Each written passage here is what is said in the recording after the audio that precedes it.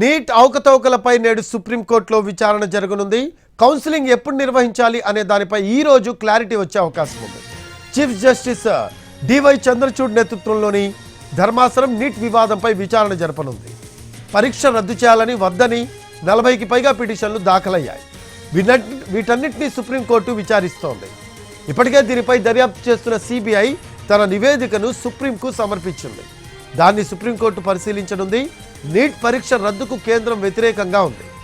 24 లక్షల మంది విద్యార్థులు భవిష్యత్తును దృష్టిలో ఉంచుకొని నిర్ణయం తీసుకోవాలని కేంద్రం అంటోంది. మాల్ ప్రాక్టీస్ కేవలం కొన్ని సెంటర్లకే పరిమితమని చెబుతోంది. కొన్ని కేంద్రాల్లో మాత్రమే మాల్ ప్రాక్టీస్ జరిగిందని అంటోంది. నేషనల్ టెస్టింగ్ ఏజెన్సీ కూడా అక్రమాలు జరగలేదని వాదిస్తోంది. అయితే సుప్రీంకోర్టు మాత్రం గత విచారణ సమయంలో పేపర్ లీక్ అయింది అనడానికి స్పష్టమైన ఆధారాలు కనిపిస్తున్నాయంది. ఏ స్థాయిలో జరిగిందో తేల్చాలని ఎన్టీఏను ఆదేశించింది. దీంతో నేటి విచారణలో సుప్రీంకోర్టు ఏ నిర్ణయం తీసుకోబోతుంది అన్నది ఉత్కంఠను రేపుతోంది.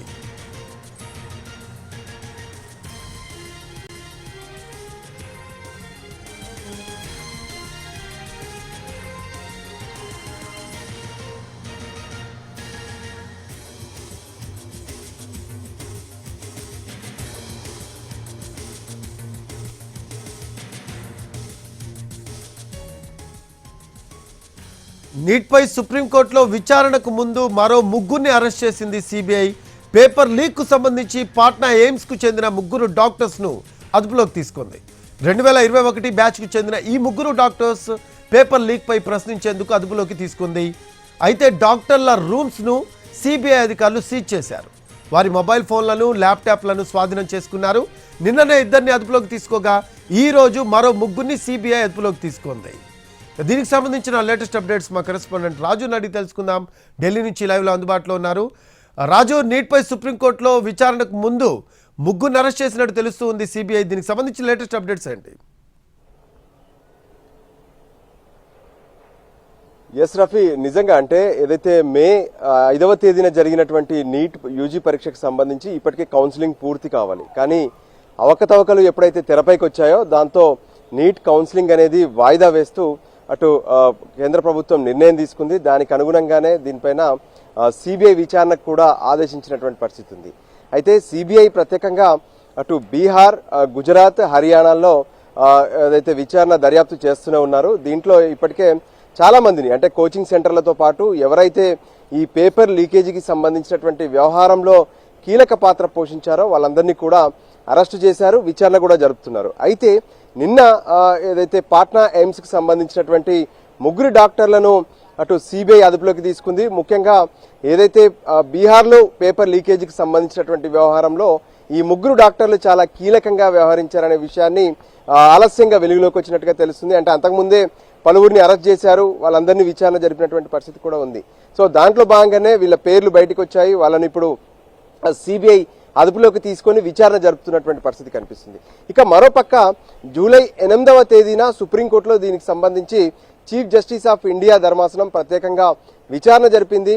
కేంద్ర ప్రభుత్వంతో పాటు ఎన్టీఏ అంటే నేషనల్ టెస్టింగ్ ఏజెన్సీ, సిబిఐలకు ఈ 3 సంస్థలకు కూడా ప్రత్యేకంగా నోటీసులు కూడా జారీ చేశారు. ఇప్పటి వరకు ఈ సిబిఐ విచారణకు సంబంధించినటువంటి స్టేటస్ కో రిపోర్ట్ను తమ ముందు పెట్టాలనడంతో పాటు ఏదైతే మాల్ ప్రాక్టీస్ కావచ్చు, పేపర్ లీకేజీ జరిగినట్టుగా స్పష్టంగా కనిపిస్తుంది. దీనికి సంబంధించి ఎవరెవరు పేపర్ లీకేజీ ద్వారా బెనిఫిట్ పొందారు, అసలు పేపర్ లీకేజీతో సంబంధం లేనటువంటి విద్యార్థులు ఎవరు అనే దాని మీద ఏమైనా డివైడ్ చేయగలుగుతారా అనే విషయాన్ని కేంద్ర ప్రభుత్వాన్ని సైతం ప్రశ్నించడం జరిగింది. సో దానికి అనుగుణంగానే గత వారమే కేంద్ర ప్రభుత్వం ప్రత్యేకంగా సుప్రీంకోర్టులో ఒక అఫిడవిట్ ను దాఖలు చేశారు. మద్రాస్ సంబంధించినటువంటి ఐఐటి ఇచ్చినటువంటి నివేదిక ప్రకారం ఈ ఏదైతే మాల్ ప్రాక్టీస్ జరిగిందో మాల్ ప్రాక్టీస్ అనేది పరిమితంగానే జరిగింది. అది బీహార్లో ఉన్నటువంటి కొన్ని సెంటర్లు, గుజరాత్లో ఒక సెంటర్, మరోవైపు హర్యానాకు సంబంధించి ఒక సెంటర్లో మాత్రమే జరిగింది. వాళ్ళను గుర్తించడం అనేది చాలా తేలికగా ఉంది. అంతేకాదు కౌన్సిలింగ్ జరుగుతున్నటువంటి సందర్భంలో ఎవరైనా ఈ మాల్ ప్రాక్టీస్ కి సంబంధించినటువంటి అభ్యర్థులు తమ దృష్టికి వస్తే వెంటనే చర్యలు తీసుకునేందుకు కూడా సిద్ధంగా ఉన్నాము. సో దేశవ్యాప్తంగా నిర్వహించినటువంటి ఈ పరీక్షకు 24 లక్షల మంది అభ్యర్థులు హాజరయ్యారు.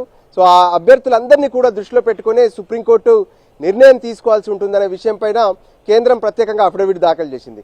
ఇక నేషనల్ టెస్టింగ్ ఏజెన్సీకి సంబంధించి కూడా సుప్రీంకోర్టు ధర్మాసనం పలు అంశాలను ప్రశ్నించినటువంటి పరిస్థితి కనిపించింది. ఇంతకీ ఈ పేపర్ తయారీ విధానానికి సంబంధించి ముందుగా ఏదైతే పేపర్ సెట్ తయారు చేస్తుందో ఆ టీం ఎలా సెట్ తయారు చేసింది, ఆ తర్వాత ప్రింటింగ్కి ఎలా వెళ్ళారు, అక్కడి నుంచి ఈ ఏవైతే సెంటర్స్ ఉంటాయో ఎగ్జామ్ సెంటర్స్కి ఈ పేపర్ ఎలా వెళ్ళింది, ఎక్కడ లీకేజ్కి ఆస్కారం ఉంది, ఆ అంశాలపైన కూడా దృష్టి పెట్టాలనే విషయాన్ని స్పష్టంగా అడిగారు. ఇక పేపర్ లీకేజ్ అనేది ఎప్పుడు లీక్ అయింది అంటే ఎగ్జామ్ ప్రారంభమయ్యాక లీక్ అయిందా, లేదంటే ముందు రోజు లీక్ అయిందా, ఎగ్జామ్కు కొద్ది గంటల ముందు లీక్ అయిందా? ఒకవేళ సోషల్ మీడియాలో గనక ముందే పేపర్ లీక్ అయితే అది ఖచ్చితంగా దేశవ్యాప్తంగా ప్రభావం చూపుతుంది. ఇటువంటి అన్ని అంశాలపైన తమకు అఫిడవిట్ దాఖలు చేయాలని చెప్పి కేంద్ర ప్రభుత్వానికి, నేషనల్ టెస్టింగ్ ఏజెన్సీతో పాటు సిబిఐ కూడా సిజేఐ ధర్మాసనం ఏదైతే నోటీసులు జారీ చేసింది దానికి అనుగుణంగా ఇప్పటికే ఈ 3 సంస్థలు సుప్రీంకోర్టులో అఫిడవిట్ను దాఖలు చేశారు. ఈ రోజు అంటే కోర్టు ప్రారంభం కాగానే కొద్దిసేపటి తర్వాత నీట్ అవకతవకలపైన ప్రత్యేకంగా విచారణ జరగబోతుంది. ఈ సందర్భంగా ఏదైతే మళ్ళీ నీట్ యూజీ ఎగ్జామ్ ఉంటుందా, లేదంటే గతంలో జరిగినటువంటి పరీక్షలో ఎవరైతే ఇప్పటి వరకు మాల్ ప్రాక్టీస్ చేసినటువంటి వాళ్ళు ఉన్నారో వాళ్ళను గుర్తించి మిగతా వాళ్ళందరికీ కౌన్సిలింగ్ ఏర్పాటు చేయాలనే దాని మీద ఒక క్లారిటీ వచ్చే అవకాశాలు అయితే స్పష్టంగా కనిపిస్తున్నాయి. Right, thanks for updates Raju. Right, అది నీట్ అవకతవకలపై నేడు సుప్రీంకోర్టులో విచారణ జరగనుంది. కౌన్సిలింగ్ ఎప్పుడు నిర్వహించాలి అనే దానిపై ఈ రోజు క్లారిటీ వచ్చే అవకాశం కనిపిస్తూ ఉంది.